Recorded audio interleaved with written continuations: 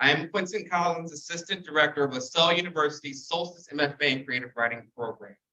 Welcome again to our Summer 2023 Reading Series, with today's edition featuring faculty members Laure-Anne Bosselaar and Josh Neufeld, and our Founding Director, Meg Kearney.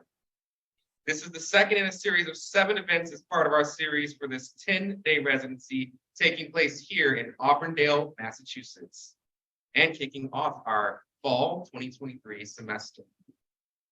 As we open this physical and virtual space, I would like to acknowledge that the territory on which LaSalle University stands is that of the Pawtucket and the Massachusetts people. LaSalle's campus is a place to honor and respect the history of the Native and Indigenous communities who continue to reside in the area currently known as Massachusetts, and the continued efforts of their community leaders to ensure that history is not oversimplified or lost. This statement is one small step in acknowledging the difficult history that brought us to reside on this land, and to help us seek understanding of our place within that history. Ownership of land itself is a colonial concept, and we acknowledge that the ideal restorative measure is to return land to Native and Indigenous communities.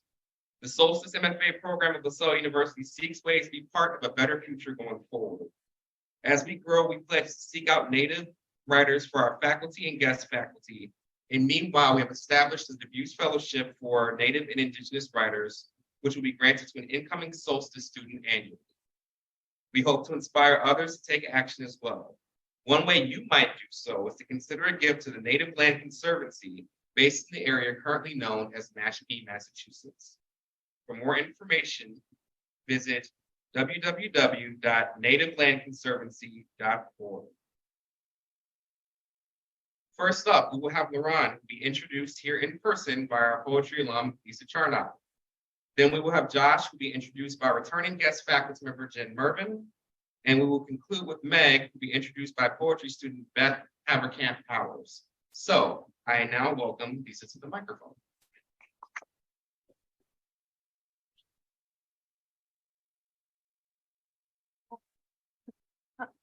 Okay, hearing disaster starting off. Okay. Hearing disaster, give me one moment. Oh. Sorry about that. The masks. Still a struggle. Don't worry. Keep the mic. You need to lower it. I think you can just angle it down. Oh, there you go. How's that? I'll move this way so people can hear me. Is that working? Excellent. Thank you for your patience. Laure-Anne Bosselaar is poet, mentor, teacher, muse, friend, and the living embodiment of the spirit of Solstice. Remember that English is not her first, nor her second, nor her third language when I say that her first poetry collection in English, The Hour Between Dog and Wolf, was a finalist for the Walt Whitman Award. Laure-Anne literally taught herself the language, reading and writing poetry, and graduated from the Warren Wilson MFA program for writers. Her reading is vast and deep. She has edited numerous anthologies with her beloved late husband, poet Kurt Brown, and together they translated poems from the Flemish. Laure-Anne has gathered honors like flowers in a basket. She has a pushcart, a fellowship from the Red Loaf Writers Conference, the 2020 James Dickey Award for Poetry, and most recently, Poet Laureate of Santa Barbara County, among many others. As Poet Laureate, Laure-Anne encouraged the community to write and to read poetry. She masterminded an anthology of poems by community members, young and old, as well as members of the Santa Ynez Band of Chumash Indians called While You Wait. The anthologies were placed in doctors' offices, hospital waiting rooms, and other places where people would pick them up and discover that poetry is not something out there that other people do, but something personal, meaningful, immediate. Currently, Laure-Anne is writing in 14 lines, but not sonnets in the classical sense, all walking poems full of very localized observations of nature, accompanied by her beloved Luna, and you may hear some of those tonight. And that brings me to Laure-Anne's poems. In her most recent book, These Many Rooms, the poems are infused with light, while light infuses the experience of grief. And there is sound, the radio crackles, waves echo, there is surprising silence, and underneath it all, there is music. Laure-Anne's close attention and intuition for sound and rhythm. Let me give you one very small taste. Rilke said most people will only know a small corner of their room. I read this long ago and still don't know how to understand the word only. I think of you, love, search for you in each room that breathes between me and dusk, me and dusk. Love, torn corner from this life. I am delighted to bring to you Laure-Anne Bosselaar.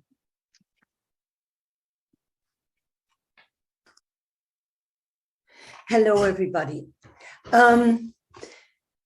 Lisa, thank you for such a moving and attentive and kind and generous and warm introduction. Introductions are really hard to write, and I know that you spend a lot of time doing that, and I appreciate it with all my heart.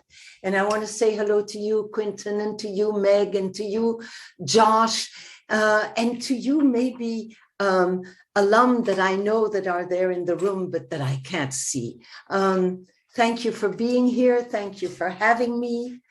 And I'm going to read a few, let's say a handful or maybe a few more of those 14 liners that I have been writing lately. I think I have about 30, but I think that 17 are okay.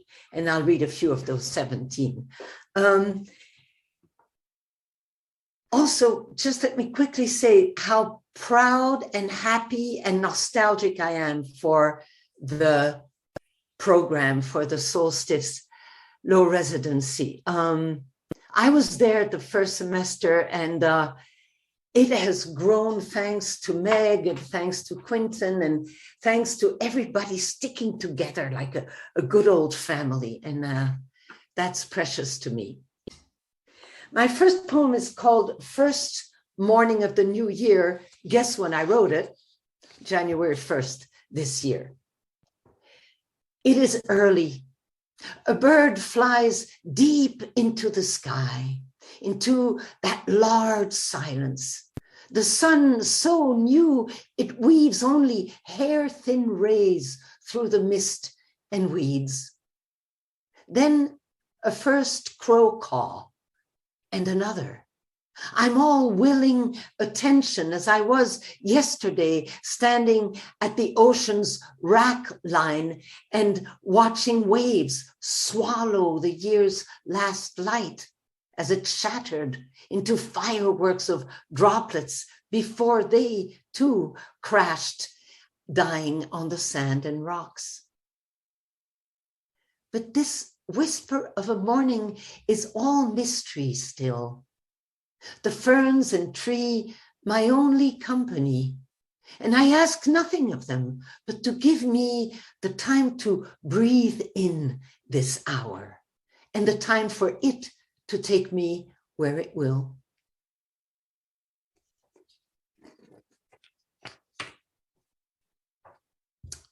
Brief. Oh, those are the 14 liners, by the way. Brief.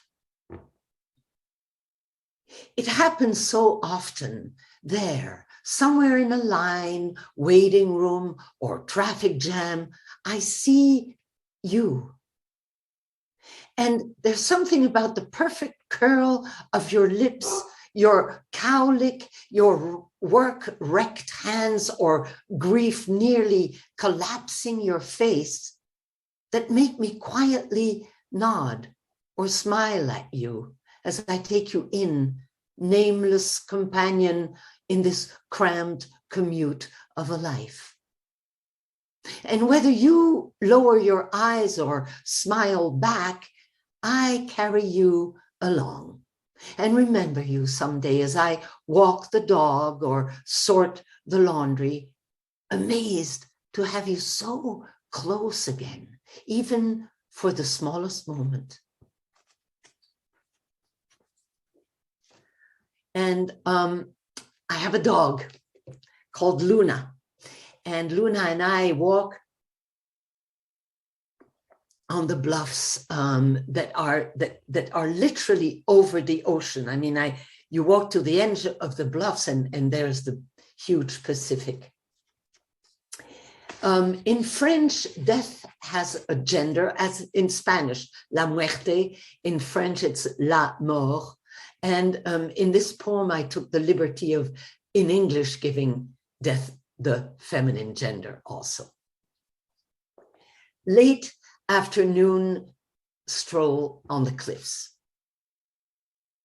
As usual, death sweetly slips her arm in mine, and we take a deep breath from the eucalyptus breeze. We both worked hard and honestly at our jobs all day. All day, death destroyed traffic with wailing ambulances, while I killed hours and lines on 8.5 by 11-inch pages. We're fast friends by now. Death, much older, of course, but there's no hierarchy between us. We're both taking a break from it all and glad to watch waves collapse on rocks and pelicans dive bomb fish. I try to be sensitive to death's guilt, that whole pandemic disaster she can no longer control. She'll soon betray me too, as she will you, I know. But today, the gulls are silver angels etching great cursive blessings in a perfect sky. So death and I make believe we believe that and amble on.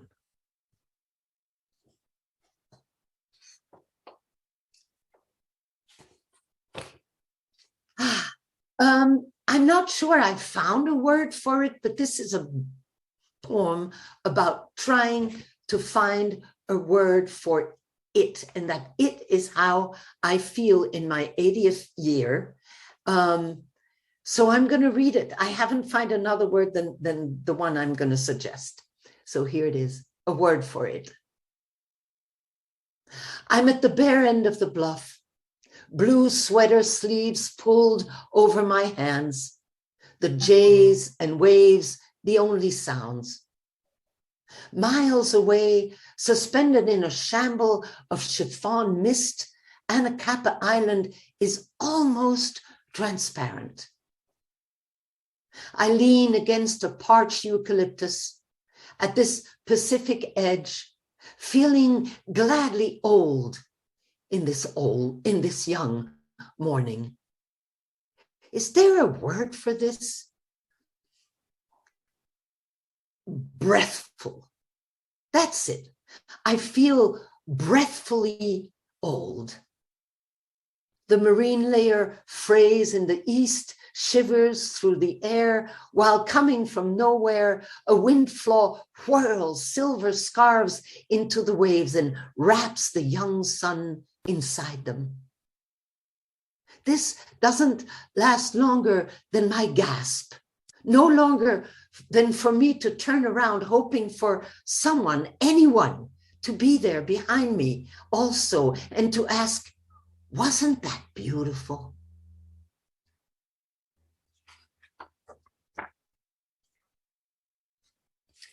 I'm going to read an old poem of mine. I'm going to read it for my friend and the talented, inspired, loyal, generous, and kind Meg Kearney. This poem is called Dinner at the Who's Who. And by the way, it's fun to read it when you're in a program like ours, which is a family, which is a bunch of people who care about each other and who care about other about the poetry of others and about the lives of others and aren't ever in competition, thanks to the great speech that Meg gives at the beginning of each residency. Poem is called Dinner at the Who's Who. Amid swirling wine and flickers of silver, guests quote Dante, Brecht, Kant, and one another. I wait in the hall after not powdering my nose, trying to recompose that woman who will graciously take her place at the table and will not tell her hosts, I looked into your bedroom and closets. I smelled your obsession and brute, sat on your bed, imagined you in those spotless sheets, and looked long in the sad eyes of your son staring at your walls from a velvet frame. And I tried to smile at myself in your mirrors, wondering if you smile that way too, those resilient little smiles one smiles at oneself before facing the day or another long evening ahead, guests coming for dinner. So I wait in this hall because there are nights it's hard not to blurt out enough. Stop that Pulitzer, Wall Street, PC, Dante, sex, wars, have some Chianti. Let's stop. Let's talk about our thirsts and obsessions, our bedrooms and closets, the brutes in our mirrors, the eyes of our sons. Let's talk. I'm starving.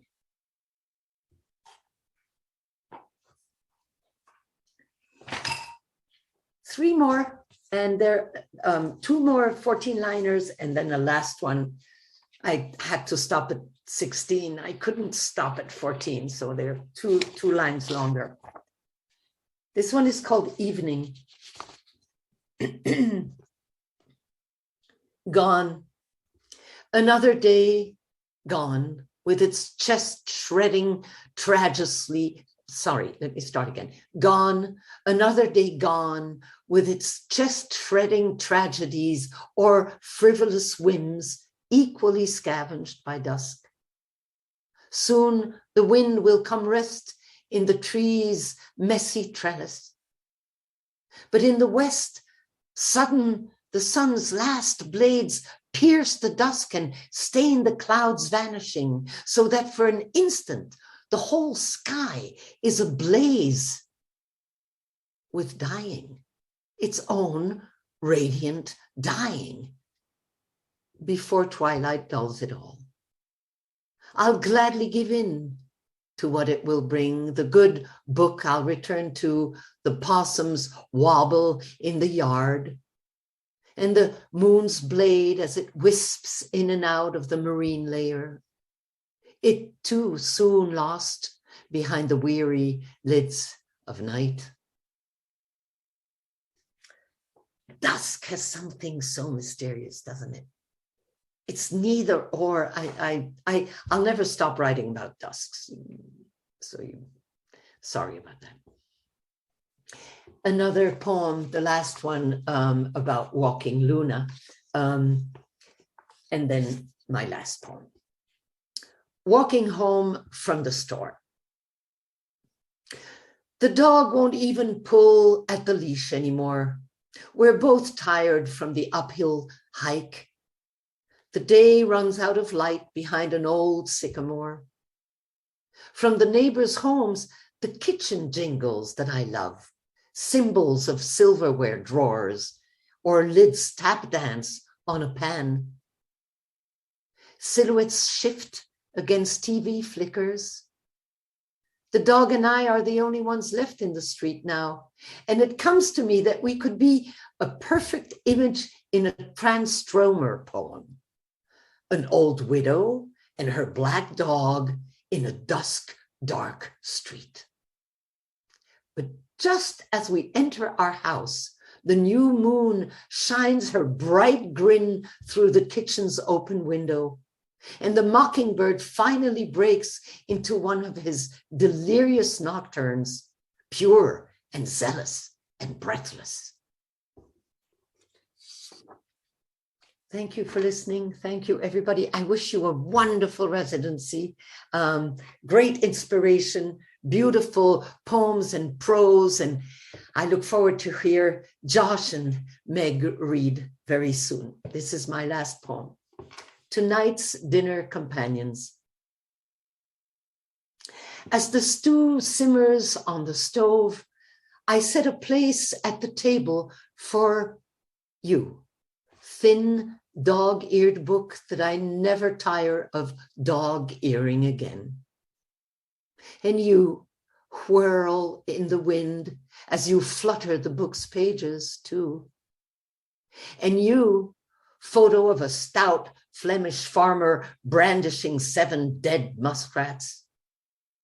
And you, memory of a Brussels attic, my hand over my first lover's hand on my heart, weighing. And you, old poet, gone, whose lines I often say aloud against the ocean's constant shush. And you, my love's baseball cap, the one he kept losing and that is now on a shelf, never to be lost again. And you, reader, to whom I've been writing most of my life. Here, this place is for you. Thank you very, very much. My name is Jen, and I am so excited to be here as a guest this residency in the pedagogy and graphic narrative tracks. And of course, it is my honor to introduce the cartoonist Josh Neufeld. I know Josh in the way that we come to know most of the writers that we admire, which is on the page. Josh and I have never actually met. He continues to exist for me, as do other influential cartoonists in my life, as a sort of mythological creature, half flesh and half pencil and ink. His image blurring as a combination of photograph and hand-drawn lines, features rendered in graphite and India ink. Maybe he's seated, as most cartoonists depict themselves, at a drafting table, cluttered with books, dip pens, and a rapidly cooling cup of coffee, drawing intimately with his instrument in hand, fully immersed in his art. I first came to Josh's work when I was teaching a unit in my comics class on graphic journalism. And environmental journalism in comics form was something I was very interested in, and I luckily stumbled upon Josh's incredible book, 80 New Orleans After the Deluge. My students were immediately inspired by this book. Taking Josh's model, they wrote their own graphic essays on subjects such as poverty and domestic violence, religious trauma, civil rights, and climate change, borrowing his techniques in performing interviews, translating subjects' figures and forms, capturing both image and voice, and shaping their narratives, and above all, telling stories that might otherwise not be told. In 2020, Josh published a graphic essay titled A Tale of Two Pandemics, Historical Insights on Persistent Racial Disparities, and in 2022, Vaccinated at the Ball, which feature the voices and experiences of Black doctors and scholars and highlight important Black and Latino history. Josh shares in an interview, at its best, comics journalism brings the reader into the story in an immersive way that other mediums can't compete with. A comic story has a certain immediacy. It feels like it's happening right now rather than retrospectively. And comics embody a unique alchemy of words and pictures, so the form can also be effective in breaking down complex concepts into their own component parts or bringing life to dry charts and statistics. Josh's comics also turn inward. His graphic essay, Fathered Figures, published in an anthology of graphic nonfiction titled Syncopated, is a personal favorite and another inspiration to my students. Josh's work embodies the truth about comics. It is a distinct, unique, powerful, resonant, and interesting, and sometimes even fun medium. A way to tell stories and move readers. His graphic journalism calls those readers to knowledge and to action. Josh uses his talents in writing and illustration to not just tell his own stories, but the stories of others, giving them both voice and figure. His publications also include, there's a big list, I'm not going to read them all. The Influencing Machine, Brooke Gladstone in the Media, and Flashed, 7 Stories of Comics and Prose. His illustrations have been published in the New York Times, the Washington Post, and the Wall Street Journal. It is my absolute honor tonight to introduce Josh, who I'm sure is an actual person, though he isn't here, who will be joining us on Zoom. Please help me welcome the wonderful Josh Neufeld. Oh, hello, y'all. I don't know if I exist or not. It's open to debate. There's no way to prove it. Anyway, Jen, thank you so much for that generous and just so wonderful introduction. That's really the best thing about, one of the great things about Solstice is this tradition of these introductions. And I would love to collect all of the introductions that have been written for me and play them when I'm feeling low, which is, as a cartoonist, is, you know, most of the time, especially when I'm working on a new piece, just put those on a loop. So thank you so much. And I do look forward to meeting you in person. It's going to happen someday soon. So I'm really honored to be here with all of you, well, virtually, and especially with such wonderful, lyrical, brilliant poets as Meg and Laurent. I still have a imposter syndrome feeling as a lowly cartoonist to be able to share stage with literary folks. So thank you again. I'm going to share screen, and hopefully you all will be able to see what I am going to share with you. I just have to find it. Okay. So we're going to start with this piece, which is a collaboration with a writer and teacher on the West Coast named Adam Bessie, who actually has a new book that just came out called Going Remote, about being a teacher during COVID.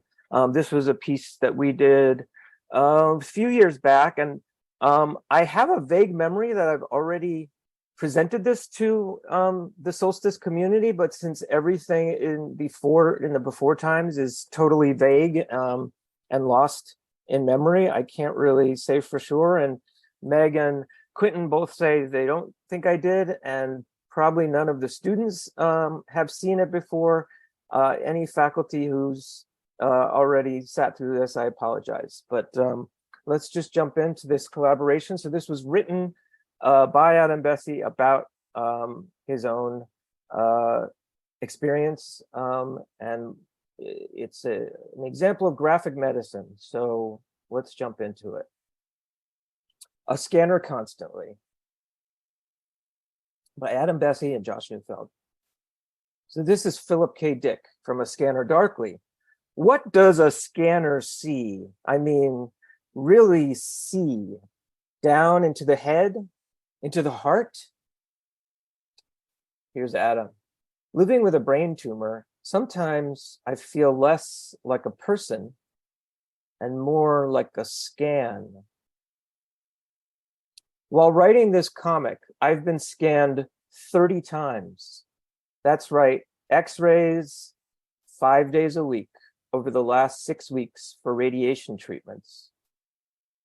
In the 6 years since I've been diagnosed, I've had at least 30 MRI scans. I'm accustomed to this near constant surveillance and to the even more bizarre experience of looking at the scan, of seeing my brain from the inside. I'm looking at my brain with my brain, and I wonder, which one is me? If you saw me out at the playground, you'd never see my scanned side.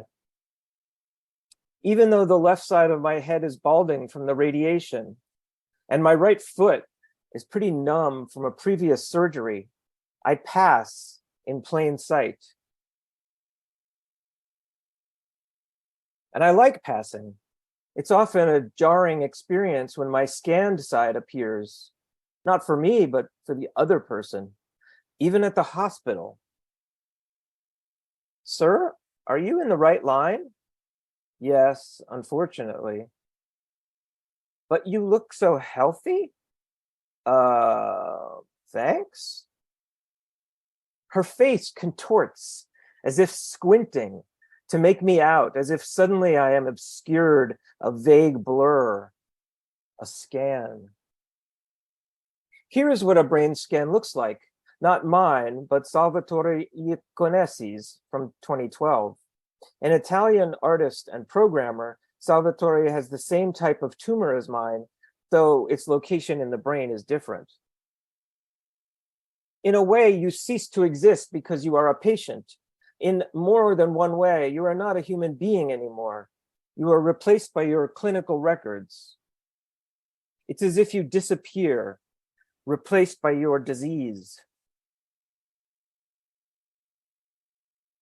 Salvatore was not content to disappear behind the scan, so he used his open source programming knowledge to crowdsource his cancer treatment via his website, La Cura, the cure, open source cureforcancer.com.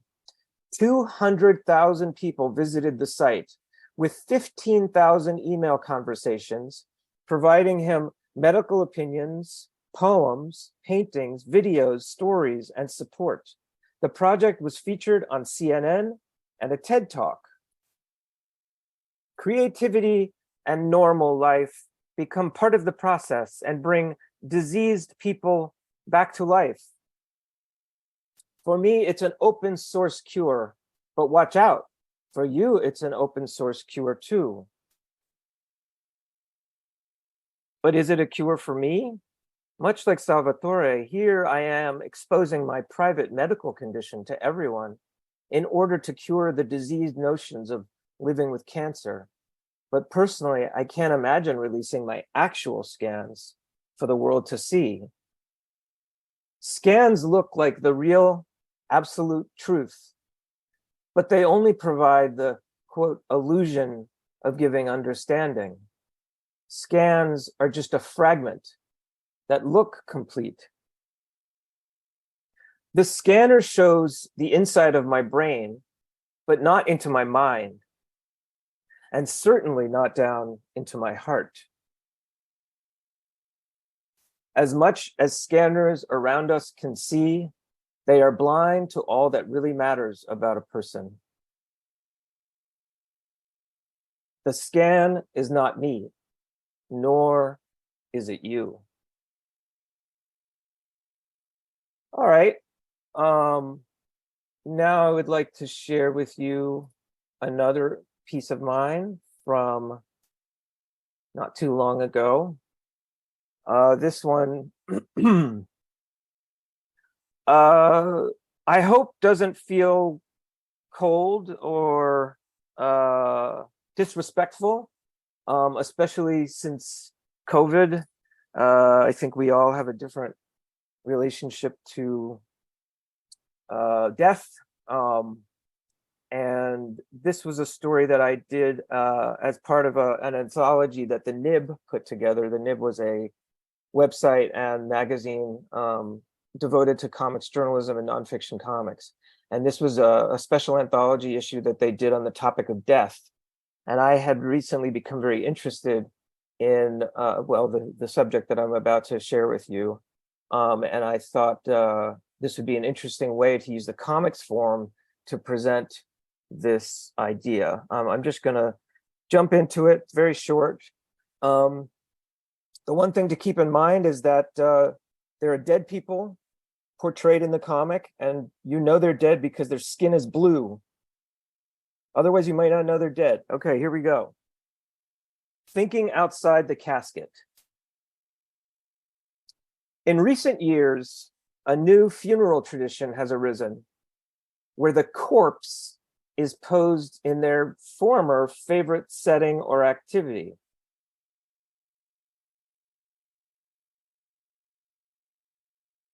El Muerto Parado, dead man standing, practice started in San Juan, Puerto Rico, where murder victim Pedrito Pantojas posed as a rap star at his own funeral. That was his wish. He wanted to be standing up, strong.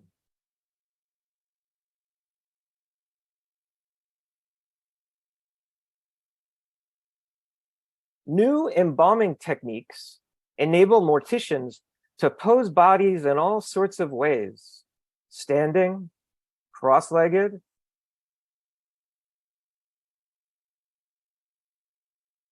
and even with their eyes open.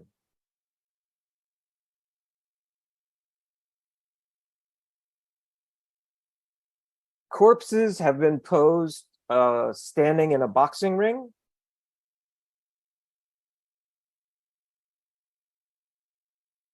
Partying with friends.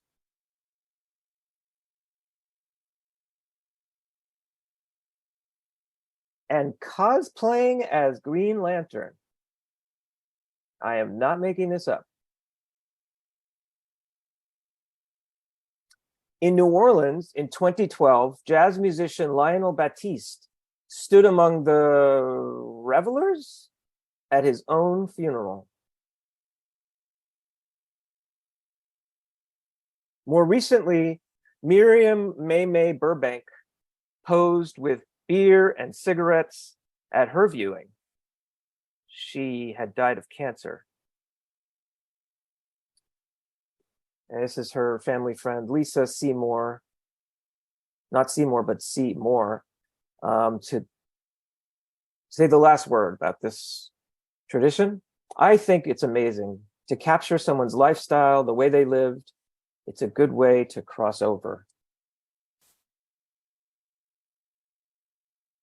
And that is that. Thank you very much.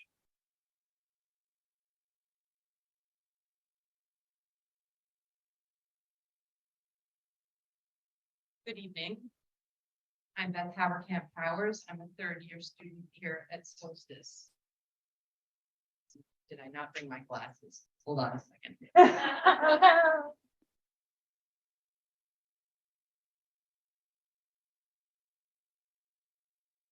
In this, the 17th year of the Solstice MFA Creative Writing Program, it is both an honor and an albatross to have agreed to introduce Meg Kearney, the captain of the ship.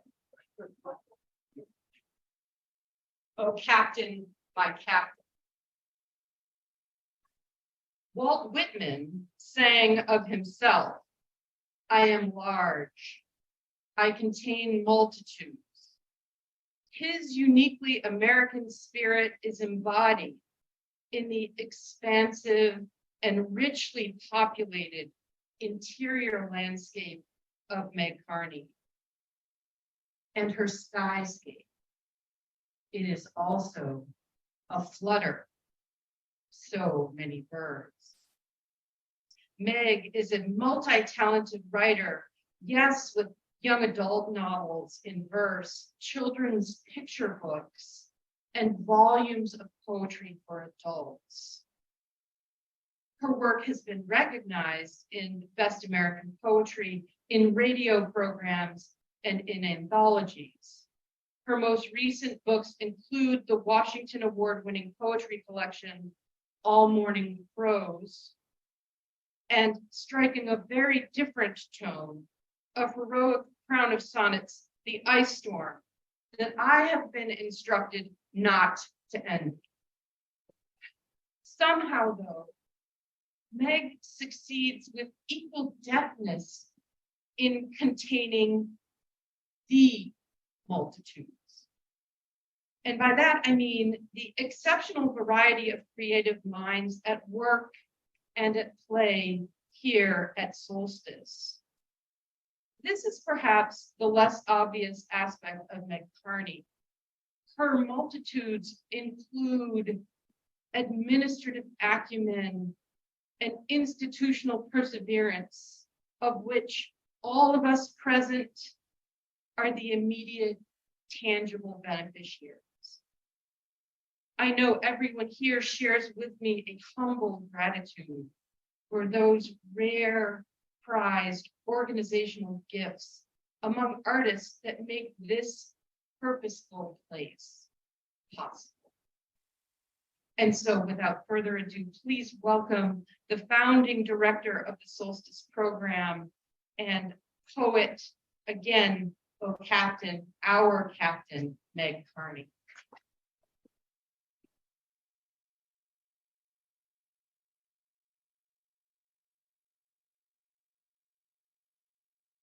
Oh my. Thank you so much, Beth. That was very moving.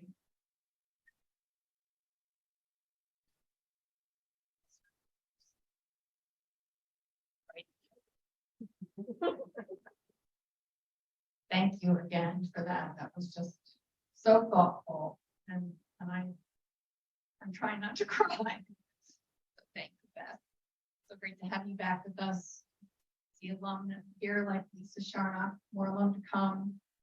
Thank you all for being here. Thanks to everyone on the live stream. What an honor it is to read with Laure-Anne and Josh. If we were all in person, I would have read it first. That's how I think it should have been. And nobody wants to follow Laure-Anne, right, Josh?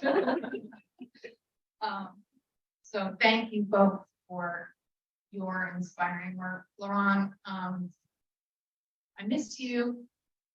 Such a dear, dear friend, and there's no way you're going to be 80 years old. And you continue to teach me your work. Thank you for that. So I'm going to read kind of across books tonight. I was trying to think what I'm going to do, because I've been working for the last couple of years on this massive prose project, or I'm trying to write about my first mother, who I never met. And it's involving interviews and all kinds of research and writing prose, which I don't normally do. So, and I don't know if I'm ever going to finish that thing, but I don't feel like I have anything from it that's ready to read. So last night when I heard this Catholic nun kind of theme emerging between Sandra and Kathy especially, I thought, okay, Laure-Anne has Catholic nun poems too. Oh, we didn't hear one of those, but she's got plenty if you're into that. So I kind of took that as kind of my leaping off point. So I'm going to read kind of, well, you'll see where the nun thing comes from. And also I've been thinking a lot about my dad, whose birthday is coming up. And of course we just had Father's Day, which is always a tough time for me. So I'll start with the sonnet, which a lot of you know I love sonnets. I love that Laure-Anne is writing these 14-line sonnet, like I guess we'll call them poems. 14 lines, just such a great little room to move around in. And I guess one thing that is kind of new is that I'm going to read a couple of poems from All Morning the Crows, which is the latest book for adults. And each poem is a different bird, but they're not necessarily about birds. But a couple of the ones that I'll read from here are ones that I've not actually read before in public, and it starts with cardinal. So cardinal, like the bird, but also other connotations of the word cardinal, color, religious connotations. And I'll mention Briar Rose, which most of you will know, the Brothers Grimm fairy tale, where Briar Rose is destined at age 15 to prick her finger on a spindle and fall asleep for 100 years, at which point, of course, then it takes a prince to wake her up. So this is Cardinal, 1960. Maybe all along it wasn't God, but a bird who had called her years before.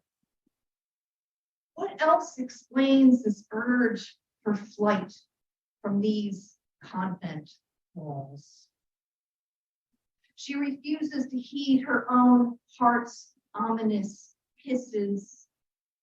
She might confuse the devil with the high priest, with the bird she heard during Vespers.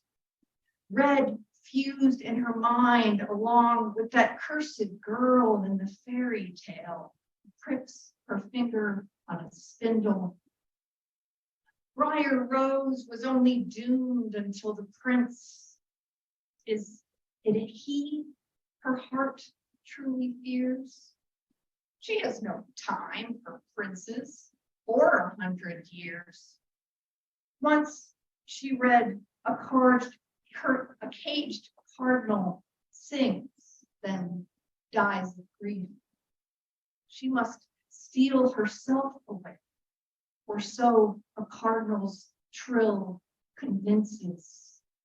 Remember, Jesus loved defeat.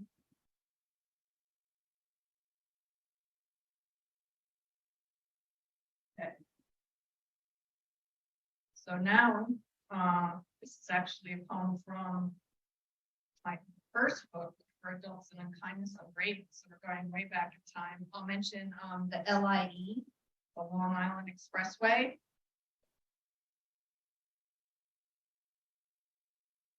This is called Love is a Form of Recklessness. My mother is AWOL from God. That's what the nuns back in Bristol are whispering, though they're not allowed to speak her name or listen to the radio, which keeps on playing the summer of '64's #1 hit on the pop charts, Dionne Warwick's Walk On By.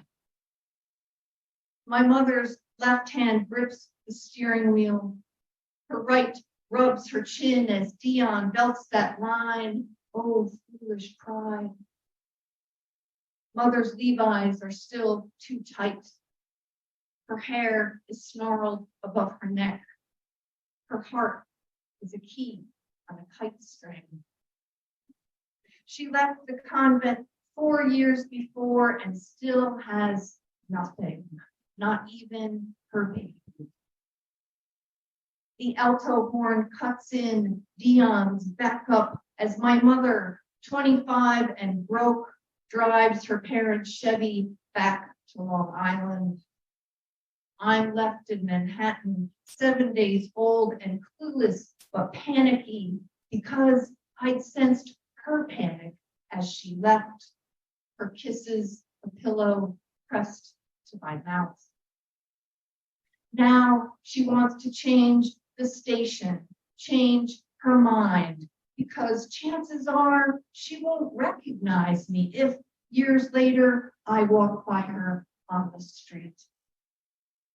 My mother's love is the strength to walk and keep on walking, drive and keep driving until her daughter has learned to live without her, until the day a chance meeting is impossible because she is 44 and soon will be dead.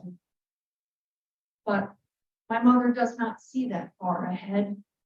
She emerges onto the LIE, reaches down, turns up the volume on the radio, and begins to sing along.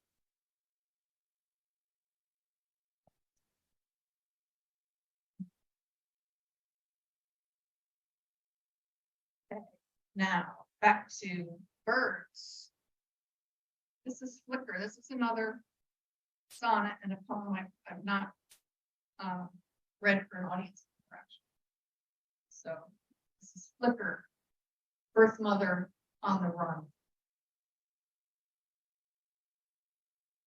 She's been hoping for a sign, seeking one.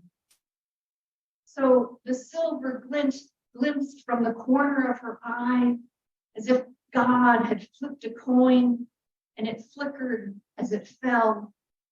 Nickel of sun spent quick as breath, seems more than just a bird. She can't quite tell where she is. An hour maybe into Tennessee. She should stop to eat sirloin, coke to stay awake. Figure out what the hell such a sign might mean. There's no going back. It can't mean that, but she keeps driving just to be sure. Maybe the flicker signifies what it cost to leave her baby asleep in that room. Crack of light before the door shut and all was lost.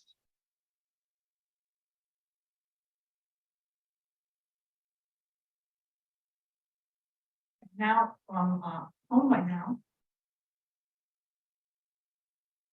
This is called Rescue.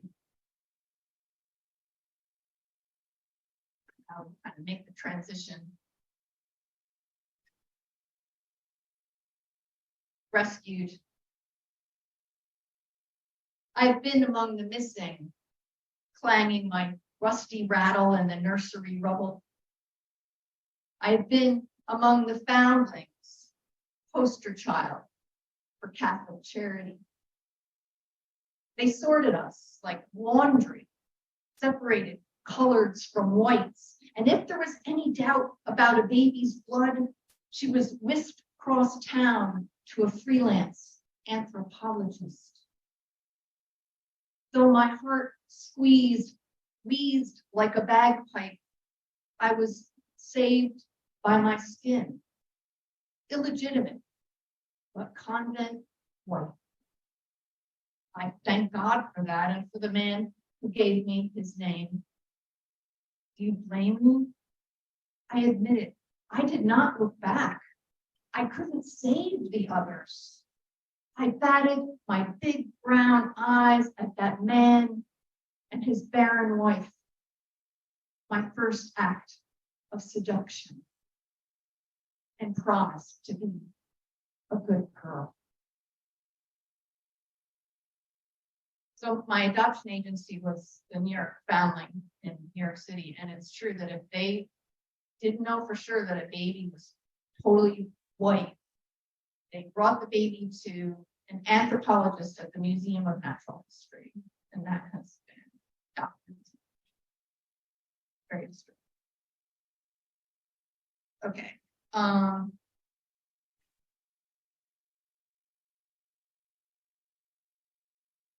Socks.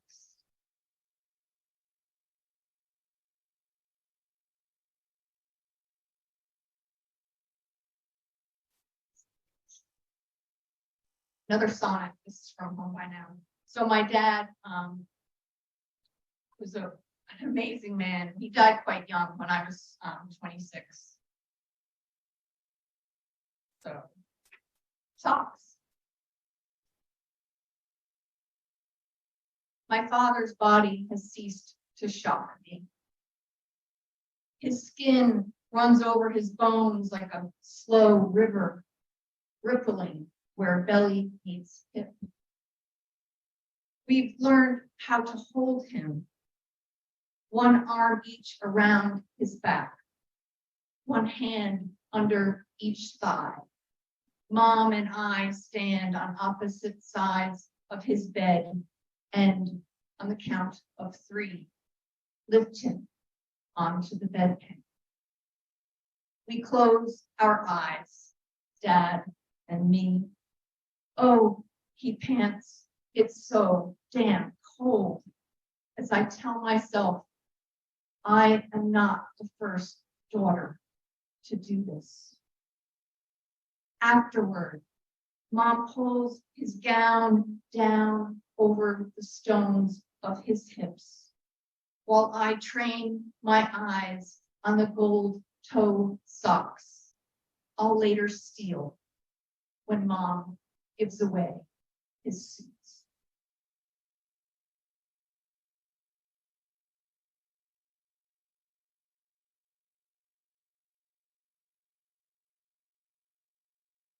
I'm gonna read two more poems. Pheasant.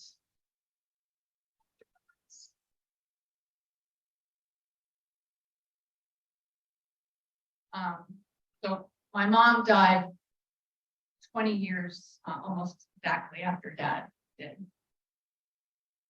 course, when I talk about mom and dad, it's my adopted parents. Pheasant. This pheasant won't be shot by fat men after breakfast. This pheasant is etched in stone. But there I go again, dreaming of home, of my father's love, of pheasants. My father, long gone. The stone is granite and marks my father's grave.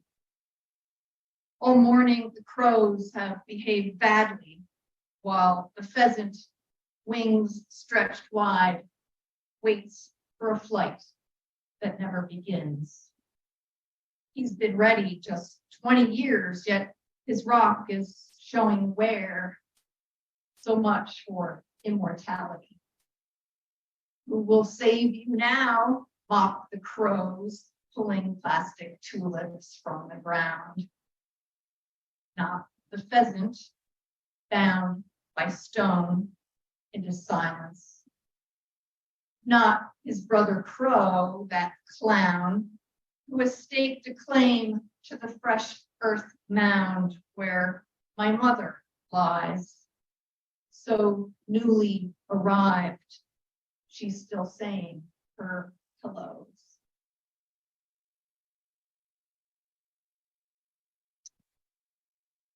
And I'm going to end with a poem from Home by Now called Elegy for the Unknown Father. So I did find, in 1999, I found blood relatives on my mother's side, my maternal side, but I'll probably never know my birth father is, and that's okay.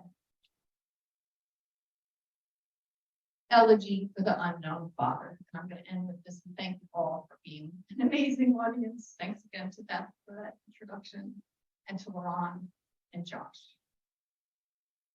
Elegy for the Unknown Father. Maybe there's a reason I was left without a map to find you.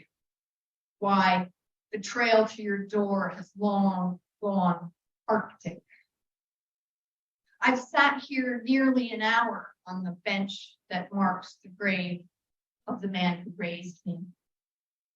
I know the way to this place, the back roads south of the highway, the pothole just before the iron gate. I know its sparrows and withering lilies, as well as I knew the face of this father walking in the door with an armful of firewood or fist of flowers. See the groundskeeper give me a wave? He knows me by name. I have never needed you less. Thank you.